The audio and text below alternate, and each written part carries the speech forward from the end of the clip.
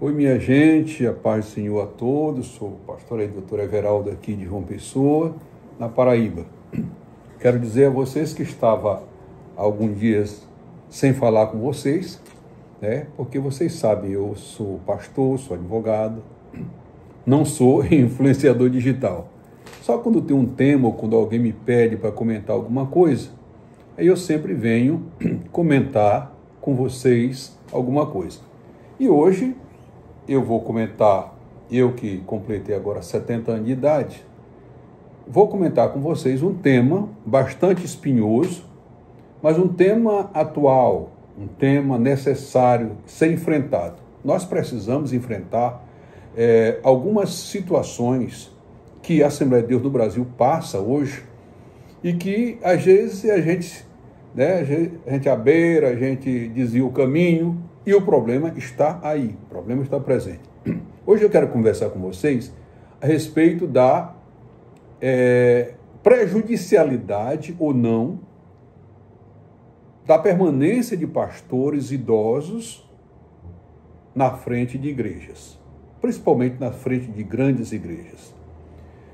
Nós temos hoje muitos pastores antigos, pastores velhos, como eu, com 80 anos, até com mais de 90 anos, na frente de igreja, e muita gente discute se eles ainda são produtivos, se eles estão lá ainda ajudando a igreja ou estão atrapalhando a igreja. Eu quero dizer aos irmãos que eu sou muito suspeito para falar de velho, porque desde a minha mocidade que eu sou muito apaixonado por velho. Eu tenho amigos idosos, amigos na magistratura idosos, amigo no ministério idoso, e eu hoje sou um idoso. Mas quero dizer que não há dúvida nenhuma que com o desenvolver, principalmente com o aparecimento da tecnologia nas igrejas, hoje os cultos são transmitidos por internet e tal, algumas pessoas não fazem, nem oram mais para fazer pregação, nem oram mais para fazer sermão, só basta digitar ali no Google e já sai o sermão pronto, e aí ele então faz o seu sermão, não é verdade? Mas há esse questionamento. Os idosos, na presença, na frente de igreja hoje, eles são produtivos? Eles ajudam a igreja ou eles atrapalham a igreja? Eu quero começar dizendo aos irmãos que, me reportando a essa questão, tem duas grandes correntes hoje que discutem esse assunto. Uma, que é a tradicional, entende que os idosos, sim, eles devem permanecer à frente de igreja se eles tiverem saúde ou não, mas a sua experiência, só a sua experiência, o seu tempo de passagem pelas igrejas, a sua experiência longa, é o suficiente para respaldar a continuidade dele na frente da igreja, independente de idade. Tem pastores aí que estão em cadeira de roda e estão na frente de igreja. Outros não, outros acham que a história deles, o exemplo deles devem ser preservados, devem ser buscados até, mas eles não têm mais vigor físico, eles não têm mais força física, e às vezes até tirocínio para estar na frente da igreja, diante de uma igreja moderna, exigente, uma igreja que estuda a Bíblia, uma igreja cheia de doutores, de teólogos, um público descrente exigente, que não engole mais qualquer mensagem aí feita a faca e facão, como a gente diz aqui pelo Nordeste, mas querem mensagens sistemáticas, mensagens com conteúdo teológico. Hoje as pessoas estudam, Então tem essas duas correntes. E você pergunta, pastor Everaldo, o senhor se filia a qual dessas correntes? Eu me filio às duas. Mas como o senhor filia às duas? Primeiro, porque acho que os idosos alguns deles podem permanecer à frente de igreja. Vamos olhar então para a Bíblia Sagrada. As grandes lideranças de Israel no passado eram idosos. Moisés, quando foi chamado para dirigir Israel, Moisés não foi chamado para dirigir Israel só no sentido espiritual, Moisés foi chamado para dirigir o Estado de Israel. Moisés era, naquela época, ele era legislador, ele era juiz, ele era o general, ele era tudo, né? Não havia parlamento. Então Moisés é que legislava, né? Ele acumulava tanta função, a prova é que vocês conhecem muito bem a história de que Jetro chamou aos carretéis a responsabilidade de você vai enlouquecer, você vai ficar doido, porque você cuida tanto de uma briga, de uma fofoca de vizinho, como cuida das questões de Estado de Israel. Então, Moisés foi chamado idoso. O sucessor de Moisés, Josué, foi chamado a suceder a Moisés com 85 anos, mais idoso do que Moisés. Então, as lideranças de Israel, as grandes lideranças de Israel, eram idosas, né? O Samuel reinou até muito velho. O Eli reinou até muito velho, né? Mas houve um momento em que Deus mandou parar, porque havia necessidade de uma renovação. Havia necessidade de se colocar pessoas mais jovens, pessoas com mais vigor físico, para enfrentar aquela realidade. A mesma coisa é aqui. A mesma coisa é conosco. A gente não pode, de maneira nenhuma, manter na igreja uma liderança só porque foi que construiu a igreja, foi que começou tudo e tal, mas agora está com 90 anos, está com 80 anos, está com 85 anos, não rende mais, mas essas lideranças não querem sair.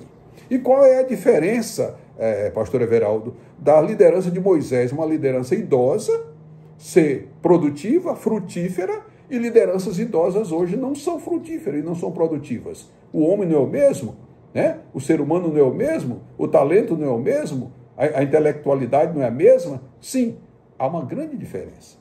É que Moisés ouviu o conselho de Deus e formou uma grande assessoria.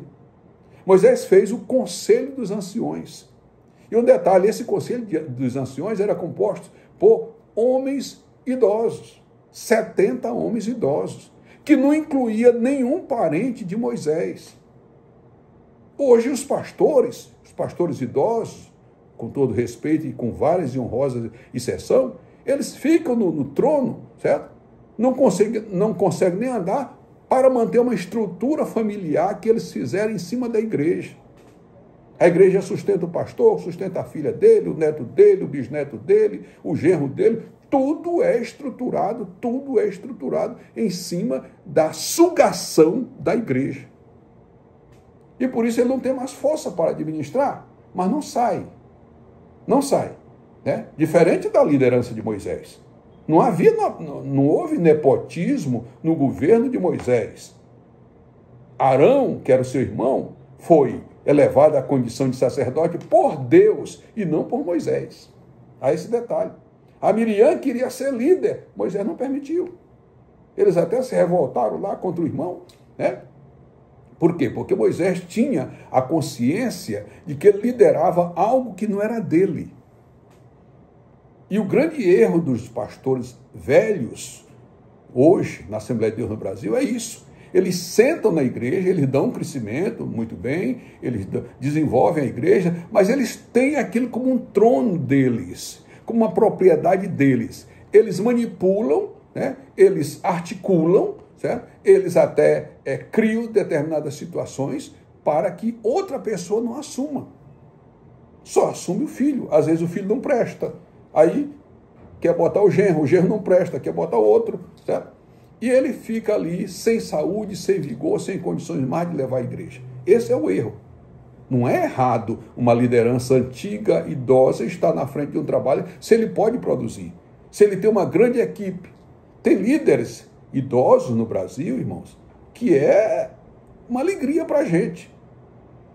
A igreja anda independente dele. Por quê? Porque ele formou um sistema, que eu chamo assim, um sistema parlamentarista, gospel, né? Um sistema, porque no parlamentarismo, o governo, o presidente cai, ou o rei cai, e o governo continua, independente dele. A mesma coisa, tem pastores antigos que fazem isso. Mantém a igreja, uma estrutura organizacional, certo? Independente de parente, mas que a igreja funcione sem ele estar presente. Outros não. A maioria não. A maioria segura a igreja dentro da mão dele, como se fosse propriedade dele, certo? E a igreja fica manietada. E o resultado disso, pastor Vera, o resultado disso é que o povo vai embora. As igrejas estão esvaziadas por causa disso, porque nasce ali o nepotismo, o autoritarismo, a centralização, a desonestidade, a corrupção, o pecado, certo? Porque aquele homem concentra tudo na mão dele, ele é um rei absoluto ali. Aí você diz assim, mas os jovens, falta o jovem experiência. É verdade. Mas os jovens também devem ouvir esse mesmo conselho. O mesmo conselho que não é meu, é de Jetro. Né? O jovem, enquanto velho, para se manter ali, ele deve fazer um conselho de pessoas até mais jovens, mas que tenham talento. O jovem faz o contrário. Ele deve fazer um conselho com homens idosos, com homens que têm reputação ilibada, com homens que têm experiência, que possam orientá-lo. E não fazer como Roboão. Roboão assumiu o trono de Israel, uma liderança jovem, não tinha experiência, em vez de se aconselhar com os velhos, atender o pedido dos velhos, a orientação dos velhos, se juntou com a curriola nova dele todinho. Afrontou os velhos, resultado, perdeu 10 das 12 tribos de Israel. Porque tem que haver, meus amados irmãos, o equilíbrio. O governo, seja ele eclesiástico, seja ele militar, seja ele civil, ele tem que obedecer um comando, uma organização. E quando esse governo é de Deus, ainda é mais importante. Nós temos que saber que a liderança é de Deus. Nós temos que saber que a igreja não é uma organização humana.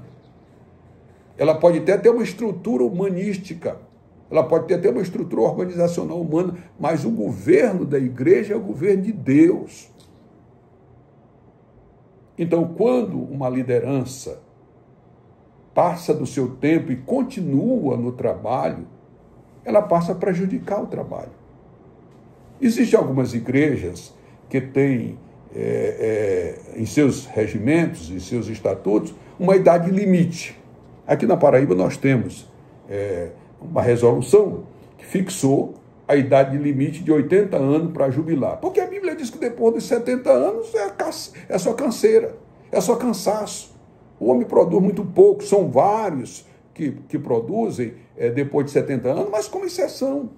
A regra é que depois de 70 anos perde-se o vigor para as atividades laborais, inclusive intelectuais. Então, algumas convenções, elas fixaram a idade, umas com 70, outras com 80, aqui na Paraíba é 80, mas aqui não se respeita isso, né? Aqui não se respeita essa idade, e nós temos aqui na Paraíba algumas igrejas prejudicadas, com alguns pastores que já passaram do tempo de se aposentar, mas não saem, porque eles têm aquela igreja como feudo deles, como uma estrutura familiar, certo? E isso acontece não só aqui na Paraíba, mas em algumas cidades do nosso país. Então, resumindo aqui, eu quero dizer aos irmãos que eu concordo que quando a liderança idosa ela tenha vigor ou tenha uma estrutura de governo, ela tem um bom conselho consultivo como tinha Moisés, quando ela sabe delegar as atribuições, certo? É eficaz. É muito bom que ela continue na frente, se ela ainda tem ainda suas faculdades normais, né? Se ela ainda tem algum vigor que possa, porque uma liderança antiga, ela inspira muito a igreja. Ela dá muita estabilidade à igreja. Isso é verdade. Certo? Então, é bom que continue algum tempo. Agora, quando uma liderança idosa, um homem idoso, não tem mais condições de permanecer, de doutrinar, de instruir, de comandar o seu povo, é necessário que ele faça como Moisés fez. Na hora que Moisés não teve mais condições de continuar a levar o povo, certo? Ele chamou Josué e passou a batuta. O Senhor disse também a Elias, quando Deus viu que Elias não tinha mais condições de conduzir aquele seu ministério, ele mandou ele chamar Eliseu e disse, vai, unge Eliseu para que ele fique em teu lugar. Vai dizer isso para uma liderança velha hoje? Uma liderança da Assembleia de Deus antiga? Certo? Você é expulso da igreja. Você está conspirando contra mim, você está querendo me derrubar e tal. Certo? Mas Deus disse para Elias, vai e unge Eliseu no teu lugar. Porque nós devemos, meus amados irmãos, saber o nosso tempo de início e o nosso tempo final. Quando uma liderança não sabe a sua hora de parar, ela só tem prejuízo. Ou seja, em vez dela se parar, ela é parada pelas circunstâncias. Então a liderança deve ter esse raciocínio, deve ter essa consciência de que quando terminar suas forças, quando terminar o seu vigor, então esteja pronto para entregar, para passar a batuta ao seu sucessor. Faça o seu sucessor. Prepare o seu sucessor. Na Assembleia de Deus nós temos esse preconceito de não fazer sucessor, né? Você pode olhar que a maioria dos vice-presidentes, de nossos presidentes aí pelo Brasil, não substitui o titular em nenhum momento. Não tem condições nenhuma, que já são colocados ali para não suceder o titular. Mas Deus manda a gente fazer liderança. É necessário você fazer sucessores, preparar caminhos para que quando você tiver que parar, a igreja não pare porque você parou. Afinal de contas, nós passamos, mas a igreja do Senhor continua. A obra do Senhor continua. Porque nós somos meros pastores. Somos meros tomadores de conta. Nós somos meros gestores de Deus. Certo? Nós passamos, mas é necessário que a obra continue e ela vai continuar. Então essa é a minha opinião.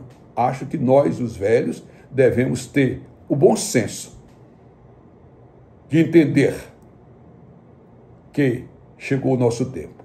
E chegando o seu tempo, saia do caminho e dê lugar a outro que possa conduzir esse tão grande trabalho chamado de ministério pastoral. Grande abraço, Deus abençoe a vocês e até uma outra oportunidade. Tchau.